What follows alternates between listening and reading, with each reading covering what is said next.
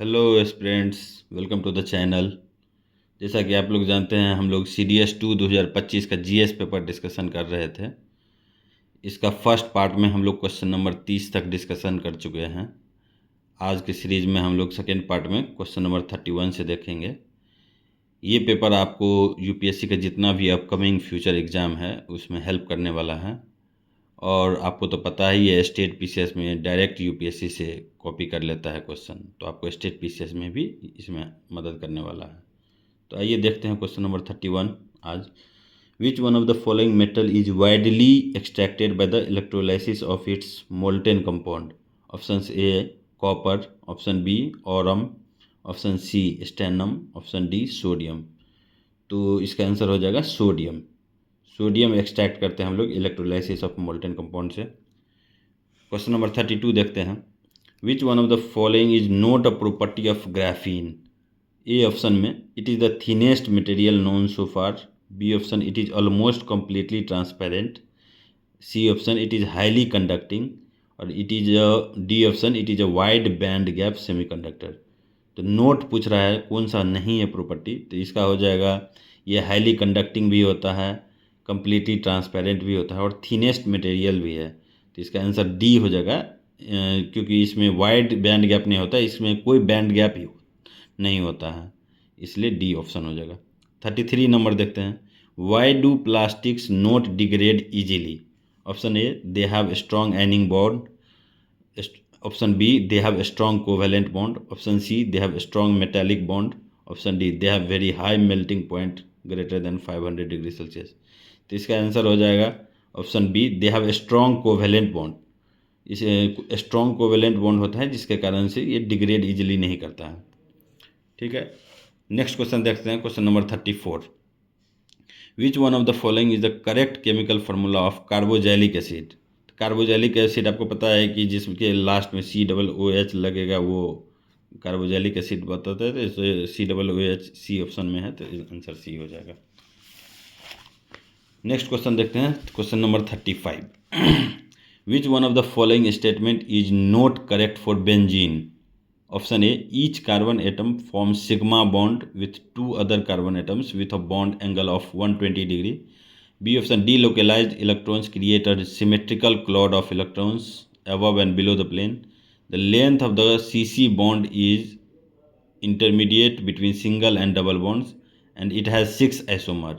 तो बेंजीन में जो है कोई आइसोमर नहीं होता है, तो ये इसलिए गलत हो गया, डी ऑप्शन गलत हो जाएगा क्योंकि उसमें कोई आइसोमर नहीं होता है। बाकी ये बॉन्ड एंगल 120 डिग्री का बनाता है। फिर इसमें CC बॉन्ड जो है सिंगल और डबल बॉन्ड से लिंक्ड रहता है, तो ठीक है, इसका डी हो जाएगा। इसका 6 आइसोमर नहीं होगा, 0 आइसोमर होगा। नेक्स्ट क्वेश्चन देखते हैं 36। Which one of the following is not nitrogen fertilizer? तो ऑप्शन ए है NH4 का whole twice SO4, option B NH4NO3, option C N2, और ऑप्शन डी NH2 का होल ट्वाइस और CO। तो इसका आंसर हो जाएगा नाइट्रोजन गैस। नाइट्रोजन जो है नाइट्रोजन ये फर्टिलाइज़र बोल रहा है, तो इसमें बाकी सब फर्टिलाइज़र है, लेकिन सी ऑप्शन जो है ना फर्टिलाइज़र नहीं है, ये गैस है, तो ये फर्टिलाइज़र नहीं है। नेक्स्ट क्वेश्चन देखते हैं 37। विच one of the following general electronic configuration correctly represent transition metal? Transition metal आपको पता है डी ब्लॉक एलिमेंट होता है, तो डी ब्लॉक एलिमेंट को जो है ना डी ऑप्शन में सबसे अच्छा तरीके से, क्योंकि डी ब्लॉक में N-1 D 1 से 10 और NS02 ये ट्रांजिशन एलिमेंट का इलेक्ट्रॉनिक कन्फिग्रेशन है। ठीक है, 38 नंबर क्वेश्चन देखते हैं। Variable oxidation numbers are possible for? तो वेरिएबल ऑक्सीडेशन नंबर आपको पता है कि Fe का Fe+2 भी होता है और Fe+3 भी होता है, तो इसी का वेरिएबल ऑक्सीडेशन नंबर होगा, तो 38 का आंसर सी हो जाएगा। 39 नंबर देखते हैं। 39 number. Which one of the following gas smells like a Rotten egg? Rotten egg आपको पता है कि H2S को रॉटेन एग का स्मेल देता है, तो ये हो जाएगा आपको हाइड्रोजन सल्फाइड H2S। ठीक है, नेक्स्ट क्वेश्चन देखते हैं। Question number 40। The chemical reaction of K2SO4 BaCl2 की सो बैलेंस करके इसको है ट्वाइस KCl प्लस BaSO4। तो ये आपको सीधे दिख रहा है कि डबल डिस्प्लेसमेंट रिएक्शन है यहाँ पे। देखिए K2SO4 को यहाँ पे जो है KCl रिप्लेस कर रहा है, और ये BaCl2 में ये Cl2 रिप्लेस होकर SO4 बन जा रहा है, तो यहाँ पे डबल डिस्प्लेसमेंट रिएक्शन हो गया। नेक्स्ट क्वेश्चन देखते हैं 41। विच one among the following is the correct scheme followed for classification of animals. Classification of animals का आपको बताना है, तो आपको पता है कि सबसे पहले किंगडम होता है, फिर फाइलम होता है, फिर क्लास होता है, फिर ऑर्डर होता है, फिर फैमिली होता है, फिर जेनस होता है, फिर स्पेसीज होता है। तो ऑप्शन नंबर डी आपका सही हो जाएगा इसमें। नेक्स्ट क्वेश्चन, क्वेश्चन नंबर 42 देखते हैं। Which one of the following is an example of airborne disease. Airborne disease जो है होता है ना, ये ट्यूबरकुलोसिस होता है। ट्यूबरकुलोसिस जो होता है ना, एयरबॉर्न डिजीज होता है। नेक्स्ट क्वेश्चन देखते हैं, क्वेश्चन नंबर 43 देखते हैं। What are the 4 human blood types in ABO blood group typing. तो ABO में आपको ए होगा, ए तो होगा ही, बी होगा ही, AB होगा और OB होगा। तो 4 टाइप का ब्लड ग्रुप का टाइपिंग हो जाएगा इसमें ABO में। नेक्स्ट क्वेश्चन देखते हैं 44 जो है, विच one of the following is not a part of the male reproductive system in human beings. 44 का पता है आपको, मेल रिप्रोडक्टिव प्रोस्टेट ग्लैंड भी है, टेस्टिस भी है, स्क्रोटम भी है, लेकिन सर्विक्स फीमेल का है, तो इसलिए सी हो जाएगा इसका आंसर। 45 देखते हैं। Which one of the following are the different parts of human brain.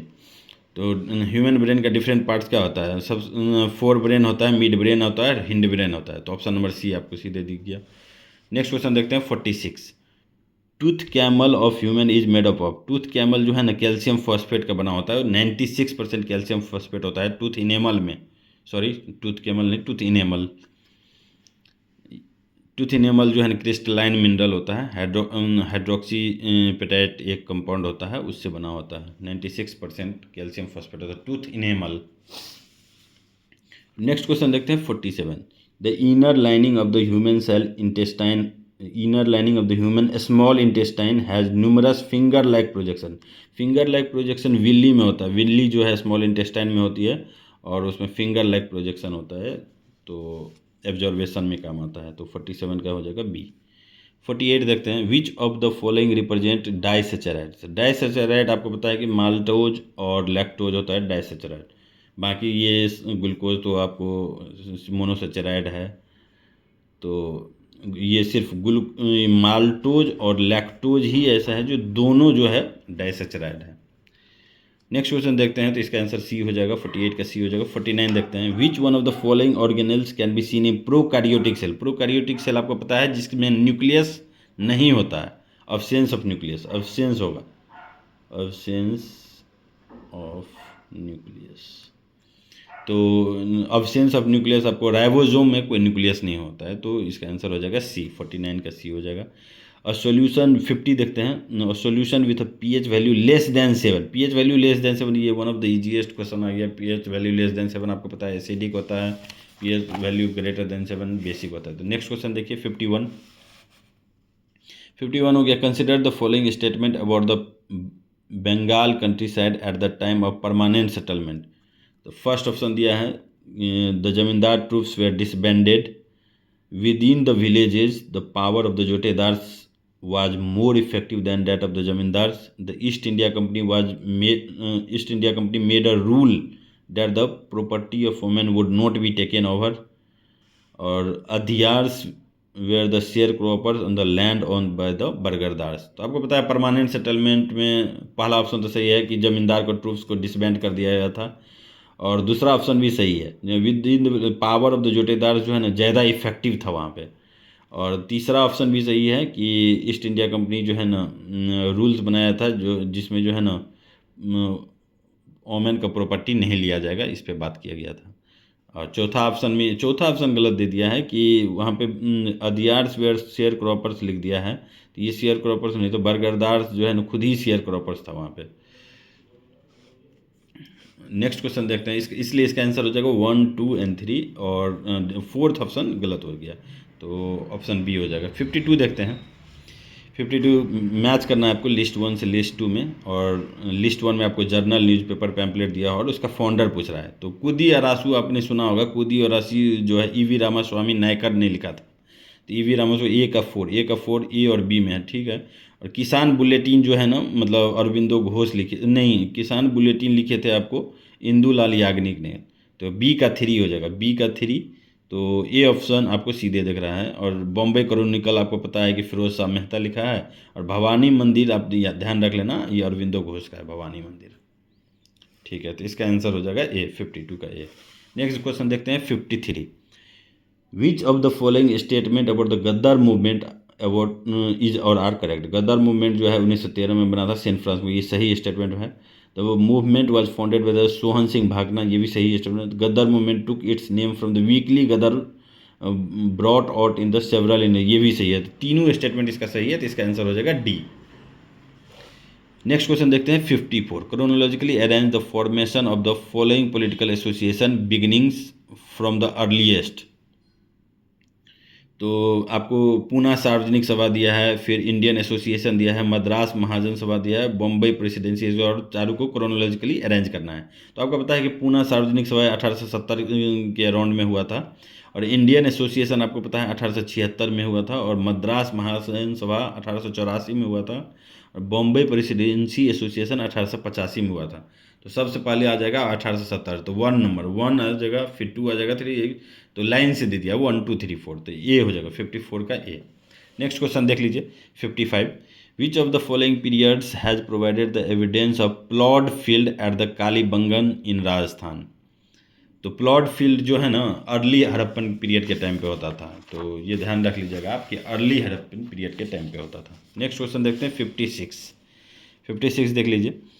Consider the following events: Muslim League resolution for Pakistan, Gandhi Irwin pact, Dandi march, second round table conference. Which one of the following is the correct chronological. फिर से chronological order आ गया earliest to latest में। तो आपको पता है कि मुस्लिम League resolution Pakistan का जो है ना 23 मार्च 1940 को हुआ था। फिर गांधी इरविन पैक्ट आपको पता है 5 मार्च 1931 को हुआ था। और दांडी मार्च भी आपको मार्च 1930 में ही हुआ था। आपको पता होगा कि 12 मार्च से 6 अप्रैल तक चला था। और सेकेंड राउंड टेबल कॉन्फ्रेंस भी सितंबर 1931 में हुआ था। तो सबसे पहले आप देख लीजिए, सबसे दांडी मार्च सबसे पहले हुआ था। 3 वाला ऑप्शन हो जाएगा। 3 वाला ऑप्शन आपको बी और सी में दिख रहा है, बी और सी में दिख रहा है। फिर आपको मार्च 1931 होता है, 3241 बी ऑप्शन में दिख रहा है आपको 3241। तो आंसर हो जाएगा 56 का बी। नेक्स्ट देखते हैं 57। आपको 57 में दिया हिस्टोरिकल प्लेस और वेल नोन किस चीज़ के लिए फेमस है, ये हिस्टोरिकल प्लेस है। गिरनार आपको पता है गुजरात में है। तो गुजरात में जो है गिरनार, तो ये क्या चीज़ के लिए फेमस है, ये लिखा है सुदर्शन लेक, सुदर्शन लेक के लिए है। और चोलिस्तान लिखा है कि टेराकोटा मॉडल ऑफ प्लॉ के लिए है। मांट लिखा है नियर मथुरा जो है headless standing figure of Kanishka. और सन्नति के बारे में लिखा है ये लोग कि अशोकन पिलर इडिक्ट इन उड़ीसा लिख दिया है। तो सन्नति तो सबसे पहले गलत हो गया कि उड़ीसा में नहीं है, कर्नाटका में है वो सन्नति। तो चौथा ऑप्शन गलत हो गया। और चोलिस्तान सही है कि टेराकोटल मॉडल ऑफ प्लॉ है। और मांट भी सही है, headless standing figure of the. Girnar में जो है सुदर्शन लेक गिरनार में नहीं था, सुदर्शन लेक जो है ना नॉर्दर्न इंडिया में था, ये वेस्टर्न इंडिया दे दिया है, तो ये गलत हो जाएगा। तो ओनली इसमें जो है ये ऑप्शन, या तो इसमें अगर कोई और सुदर्शन लेक होगा तो इसको यूपीएससी सही भी मान सकता है। तो इसको आप जो है ज़्यादातर चांस रखिए कि ये गलत है। तो इसका आंसर बी होना चाहिए, 57 का बी होना चाहिए। नेक्स्ट क्वेश्चन देखते हैं 58। With reference to the Amar Nayaka system which one of the following statement is not correct. First option, it was a major political innovations of the Vijayanagara empire, ये सही स्टेटमेंट है। There were military commanders who were given territories to govern and collect taxes and other dues from the peasants, craft person and traders in the areas, ये भी सही statement है। Third है दे retained part of the revenue for personal use and to maintain a stipulated contingent of the horses and elephant, ये भी सही statement है। They were not allowed to use their share of revenue for the maintenance of temple, ये statement गलत है। Maintenance of temple के लिए share वो लोग यूज कर सकते थे, तो इसलिए 58 का डी हो जाएगा, ये गलत स्टेटमेंट। 59 में द पॉपुलर पोएम खूब लड़ी मर्दानी वो तो झांसी वाली रानी थी, तो ये कौन लिखी है। तो ये आपको पता है कि ये सुभद्रा कुमारी चौहान फेमस थे, हिंदी राइटर है, तो वही लिखी है, रानी लक्ष्मीबाई की लाइफ पे लिखी है। नेक्स्ट क्वेश्चन देखते हैं 60। Consider the following statement about the Ellora temple. Ellora temple में आपको पता है कि फर्स्ट स्टेटमेंट देखिए, art historical site is associated exclusively with Buddhism. The second statement, the Kailash temple at Ellora has been built of the dressed stone and kiln fire bricks. तो इसमें जो है मेरे अनुसार से दोनों स्टेटमेंट गलत है। एक्सक्लूसिवली विथ बुद्धिज्म नहीं है, यहाँ पे हिंदू जैन बुद्धिज्म, हिंदू टेम्पल भी है और जैन टेम्पल भी है, इसलिए पहला तो 100% गलत हो गया। दूसरा टेम्पल जो है ना, ये लिखा है कि Kailash temple at Ellora has been built at dressed stone and kiln fire bricks, लेकिन कैलाश टेम्पल जो है ना मोनोलिथिक रॉक कट से बना हुआ था, तो इसलिए ये गलत हो जाएगा। तो दोनों, इसका आंसर डी होना चाहिए, 60 का डी। नेक्स्ट क्वेश्चन देखते हैं 61। In which one of the following states are the Guntapalle Buddhist caves located? तो गुंटापल्ले ये PYQ है, यूपीएससी का PYQ है, ऑलरेडी रिपीटेड है। तो यहाँ पे रॉक कट स्तूपा बहुत सारा लोकेटेड है। तो इसका गुंटापल्ले बुद्धिस्ट केव्स जो है आंध्र प्रदेश में है। नेक्स्ट क्वेश्चन देखते हैं 62। Consider the following statement about the Ajanta cave paintings. First statement is the painting depicts yakshas, gandharv and apsaras. Second statement is the artists have used the technique of providing multiple perspectives. Which of the following statement given above is or are correct? तो ये दोनों statement सही है, इसलिए इसका answer C हो जाएगा, both 1 and 2। Next question is 63। Neel Darpan, a play that depicted the atrocities on the indigo planters was translated into English by। Indigo planters, Neel Darpan जो है लिखा तो गया था आपको दीनबंधु मित्रा के द्वारा, लेकिन ये ट्रांसलेट जब बात आता है तो ट्रांसलेट जो है ना मधुसूदन दत्ता किया था, तो इसलिए इसका आंसर बी होगा, ये नहीं होगा, ये ध्यान रखना दोस्तों। इसका आंसर यहाँ पे पूछ रहा है ट्रांसलेट कौन किया है, नोट की रिटेन बाय होम। ये इस टाइप के क्वेश्चन में कंसर्न रहिए, पूरा माइंड को फ्रेश रखिए। नेक्स्ट क्वेश्चन देखते हैं 64। With reference to the revolt of the 1857, consider the following statement. Shah Amal mobilized the people of Baraut region of the Uttar Pradesh and captured the bungalow of an Englishman and converted it into a hall of justice. Second statement is Gonu was a cool leader of the Singhbhum region of Chotanagpur. ये दोनों statement सही है, तो इसका answer हो जाएगा सी, 64 का सी, both हैं 1 and 2। नेक्स्ट क्वेश्चन देखते हैं 65। Which of the following books portrays 3 images of the mother goddess? Mother as she was, mother as she is and mother as she will be। तो ये स्टेटमेंट आनंद मंठ के जो बंकिम चंद्र चटर्जी लिखा है, तो उसमें लिखा हुआ है, उस बुक में लिखा हुआ है कि mother as goddess, mother as she was, mother as she is and mother as she will be. So इसका आंसर हो जाएगा सी। नेक्स्ट क्वेश्चन देखते हैं 66। With reference to the women achievers in the modern India, consider the following statement. First statement is Pandit Ramabai published a book, a comparison between women and men, where she protested against the colonial view that men enjoyed all the rights, opportunities and benefits of the change. Tarabai Shinde, second statement is Tarabai Shinde worked in the field of medicine to reduce child mortality for rural India. And third statement is Sarojini Naidu led a delegation to London to demand for female franchise. How many of the statements given above is or are correct? तो आपको पता है कि UPSC generally जो है ना, मतलब reverse phase खेलता है, जैसे फर्स्ट स्टेटमेंट को सेकंड से एक्सचेंज कर देगा और सेकंड को फर्स्ट से। तो पहला स्टेटमेंट ताराबाई का है और सेकंड स्टेटमेंट जो है ना रमाबाई का है, तो ये दोनों एक्सचेंज कर दिया है, ये दोनों ये एक्सचेंज कर दिया गया, इसलिए इसका आंसर सिर्फ थर्ड स्टेटमेंट सही है, सरोजनी नैली वाला, और इसका आंसर 1 हो जाएगा, 66 का। नेक्स्ट क्वेश्चन देखते हैं 67। The Sannikatta salt works, the Sannikatta salt works known for salt satyagraha is located in which district of India? तो कर्नाटका में लोकेटेड है सन्नीकट। नेक्स्ट क्वेश्चन देखिए 68। The Kalaram temple, known for temple entry movement in the early 20th century, is located in which state of India? तो Kalaram temple जो है महाराष्ट्र में है, तो इसका आंसर हो जाएगा ए। नेक्स्ट क्वेश्चन देखते हैं 69। The Matangini Hazra and the Laxman Nayak sacrifice their lives. तो ये दोनों लीडर जो है 1857 रिवोल्ट से रिलेटेड हैं, तो मतंगिनी हाजरा को गांधी बूढ़ी भी कहा जाता था। तो ये दोनों क्विट इंडिया मूवमेंट से रिलेटेड है। सॉरी, ये क्विट इंडिया मूवमेंट से रिलेटेड है। 69 का डी हो जाएगा, 69 का D. Next question is 70। With reference to the history of India the word kopeki is associated with. Kopeki is the coins, kopeki is the coins, इसका आंसर हो जाएगा B.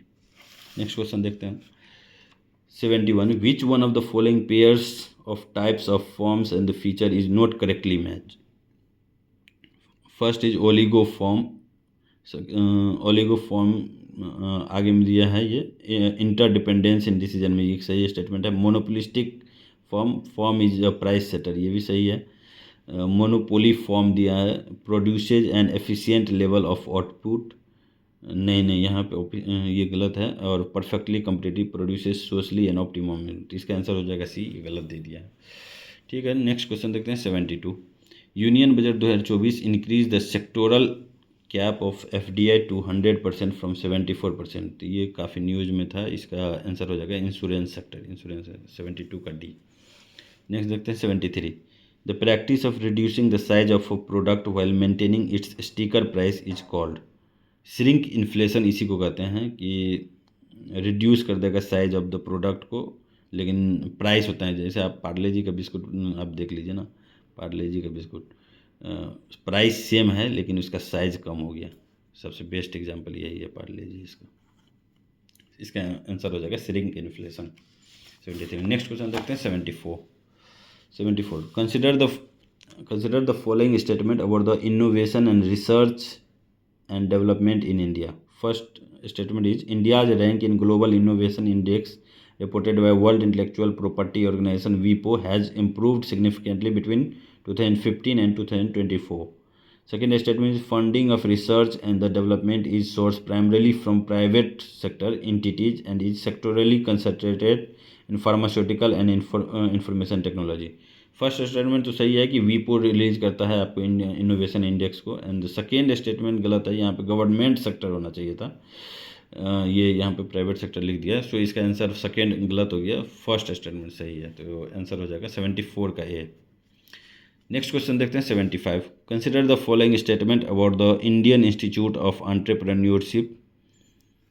First statement is the Indian Institute of Entrepreneurship was established in 1999 in Guwahati, and the second statement is the main aim of the institute is to provide training, research and consulting activities for small and micro enterprises. So second statement तो ये सही दिया है, लेकिन first statement establishment इसका गलत दे दिया है। 1993 में होना चाहिए था गुवाहाटी में, इसलिए इसका आंसर हो जाएगा सेकेंड, सिर्फ ओनली टू मीन्स बी, 75 का B. Next question is 76। Consider the following statement about the union government expenditure on revenue account and the effective capital expenditure.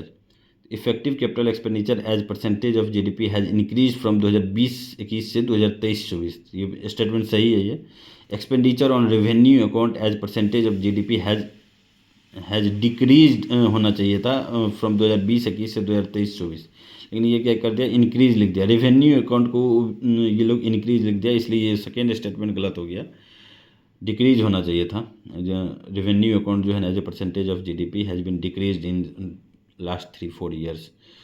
तो इसका आंसर सिर्फ 1 हो जाएगा, तो 1 हो जाएगा 76 का A. Next question 77। Which one among the following statement about the district as export hub in India is not correct.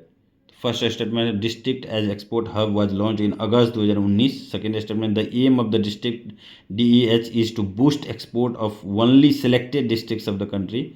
And the third statement India's foreign trade policy 2023 reiterated the role of the DEH. And the fourth DEH aims to promote exports by providing financial inclusion and facilitating logistical and infrastructural support. तो इसमें जो है B statement आप गौर से देखिए, इसमें लिखा है कि boost exports of only selected districts of, selected नहीं है, ऐसा कुछ नहीं है, सेलेक्टेड में नहीं है, तो इसलिए बी स्टेटमेंट गलत हो जाएगा, 77 का बी हो जाएगा। 78 देखते हैं। Which of the following statement about the Tim तारे इज और आर करेक्ट। टिम तारे is a pioneering initiative that aims at imparting essential life skills to adolescent students across India. Second statement is Tim Tare is a pioneering initiative that aims at imparting vocational and technical skills to students across India. तो ये दोनों जो है एक दूसरे को reversal statement है, या दोनों में से एक ही कोई सही हो सकता है। तो इसलिए इसका आंसर जो है ना, ये essential life skills to adolescent student across India, first statement सही है, इसलिए इसका आंसर ए हो जाएगा, 78 का हो जाएगा। नेक्स्ट क्वेश्चन देखते हैं। 79, consider the following statement regarding the annual periodic labour force survey report 2023-24 by national statistical organisation. देखिए एक सीधे क्वेश्चन बन जाता है आपको स्टेट पीसीएस या कोई और एनडीए सीडीएस में भी बन सकता है कि पीरियडिक लेबर फोर्स सर्विस कौन सा ऑर्गेनाइजेशन रिलीज करता है। तो आप ध्यान रखना, नेशनल स्टैटिस्टिक्स ऑफिस होगा, नीति आयोग दे देगा आपको, आईएलओ दे देगा, तो ध्यान रखना आपकी एनएसओ रिलीज करता है पीएलएफएस का सर्वे, ठीक है। इसका पहला स्टेटमेंट है, the agriculture sector remains dominant in the employment with its share rising from 44% in 2017-18 to about 46% in 2023। ये पहला स्टेटमेंट बिल्कुल सही है, 46% हो गया है 2023-24 में। सेकेंड स्टेटमेंट देखते हैं, the share of the female worker in the agriculture has increase during the period 2017-18 से 2023-24। तो दूसरा स्टेटमेंट भी सही, तो इसका आंसर हो जाएगा बोथ 1 and 2, 79 का C. Next question is 80, which one of the following platform marks a transformative step in India's immunisation efforts by digitising vaccination records for pregnant women and children up to the age of 16 years. तो एक यूविन portal का आप नाम सुने होंगे, ये जो है प्रेग्नेंट वुमेन और द चिल्ड्रन के वैक्सीनेशन से रिलेटेड है। तो यूविन पोर्टल आप ध्यान रखना, 80 का ए हो जाएगा। 81 देखते हैं, which language uses the symbolic representation of machine codes needed to program और पार्टिकुलर प्रोसेसर, और ये कंप्यूटर का क्वेश्चन है, प्रोसेसर और प्रोसेसर फैमिली। तो ये ध्यान रख लेना, आप कंप्यूटर का क्वेश्चन है कि असेंबली लैंग्वेज का बात कर रहा है ये, कि machine which language uses the symbolic representation of machine codes needed to program और पार्टिकुलर प्रोसेसर और प्रोसेसर फैमिली, असेंबली लैंग्वेज का ये बात कर रहा है। 82 देख लीजिए, what are the uses of software ports. Software ports का आपको यूजेज पूछा है, तो ये जो है इसका ये कनेक्ट करता है क्लाइंट सर्वर कंप्यूटर को सर्वर से, और ये कनेक्ट एक्सटर्नल डिवाइस नहीं एक्सटर्नल डिवाइस को कंप्यूटर से नहीं करता है। आइडेंटिफाई करता है ये different services like email, file, ये सही है। कनेक्टिंग पेरिफेरल्स लाइक कैमरा, नहीं कैमरा सबको ये कनेक्ट नहीं करता, इसका आंसर हो जाएगा बी, 82 का बी हो जाएगा, 1 and 3 करेक्ट। नेक्स्ट क्वेश्चन देखते हैं, assuming the computer is a 4-bit computer, what result is produced after subtraction of 3 from using the 2's complement representation. तो इसका आंसर आप बी हो जाएगा, आप कैलकुलेट कर लेना, 0 और 1 से इसका कैलकुलेशन कर लेना, binary to decimal, decimal to binary से आप कन्वर्ट करके इसका आंसर आ जाएगा आपको बी आ जाएगा इसका। 84 देखते हैं next question, which one of the following is not a logical operator. तो आपने क्लास 12th में आपने पढ़ा होगा, अगर साइंस लिए होंगे आप तो आपने पढ़ा होगा कि ये नॉट और एंड जो है ये लॉजिकल गेट्स का नाम है, लॉजिकल गेट का नाम है, लॉजिकल गेट है ये, लेकिन डिवीज़न एक लॉजिकल गेट नहीं है। तो इसका आंसर हो जाएगा, नॉट पूछा है तो इसलिए इसका आंसर हो जाएगा डी। ठीक है दोस्तों, तो आज के लिए जो है इस सेशन को यहीं पे रखते हैं। नेक्स्ट सीरीज में हम लोग देखेंगे नेक्स्ट क्वेश्चन नंबर 85 से लास्ट तक देख लेंगे। तो आज के लिए बस इतना ही रहने दीजिए। ठीक है दोस्त, all the best, thank you.